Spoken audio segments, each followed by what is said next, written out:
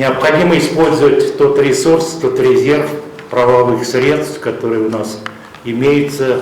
Сейчас вы знаете о том, что многие дела могут быть пересмотрены на основании вновь открывшихся обстоятельств. В частности, по делу Текебаева есть обращение его адвокатов в Генеральную прокуратуру, а также есть обращение Комитета по защите слова в Комитет ООН по искам Генерального прокурора о защите чести и достоинства бывшего президента.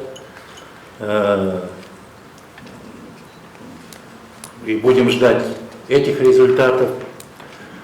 Конституционная палата недавно вынесла решение о неконституционности того, что были наложены аресты, заблокированы банковские счета и наложены запреты на выезд наших адвокатов, правозащитников. И это решение, вы знаете, Конституционная палата признала это решение неконституционным, не соответствующим нашей Конституции. И хотелось бы отметить ваше внимание на то, что, ладно, было время, и оно будет, и происходит, когда законы нарушали должностные лица.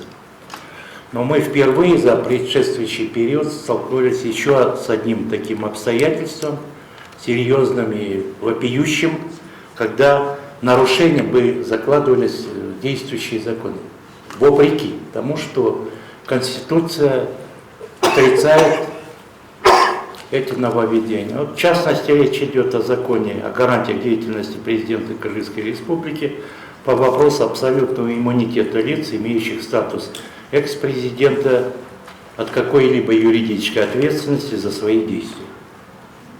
В частности. Хотя Конституция, в том числе и 2010 года, никому абсолютной неприкосновенности для отдельных граждан не дает. Вообще Конституция, если вспомнить историю, теорию права, то это был документ, придуманный, выдуманный для того, чтобы ограничить власть абсолютного монарха. Абсолютной неприкосновенностью и властью до революции, Великой Английской революции, пользовались монархией. Но английская революция поставила короля английского в рамках закона. Его власть была ограничена властью парламента. И с тех пор ни один монарх не имеет абсолютной неприкосновенности. Но монарх — это, как бы сказать так, есть еще один субъект, который является стоящим выше закона. Это Бог, Господь Бог. Господь Бог наделял короля властью, и король становился Божьим помазанником. И именно акт передачи власти Божьему помазаннику делала короля священной особой и неприкосновенной. Но мы при этом не должны забывать, что король всегда оставался человеком. А сейчас президент не является ни королем, ни богом, а тем более экс-президент, который не имеет права осуществлять власть. Он просто физическое тело. Почему в нашем законодательстве предусматривается для экс-президента в этом законе право на абсолютную неприкосновенность? Такой практики нет уже давно, даже в мировой практике нет. Почему это произошло в Кыргызстане, для меня это просто удивительно. Просто удивительно.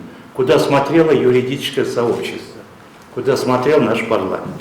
Поэтому в заключение я хочу сказать, в связи с ограниченностью времени для обсуждения, что наши здесь собрались одни юристы, о том, чтобы мы сосредоточили свое внимание на выдвижении конкретных рекомендаций, чтобы в рамках правовых механизмов решить и проблему реального обеспечения равенства всех перед законом, восстановления справедливости по резонансным делам, политическим делам в рамках существующего закона.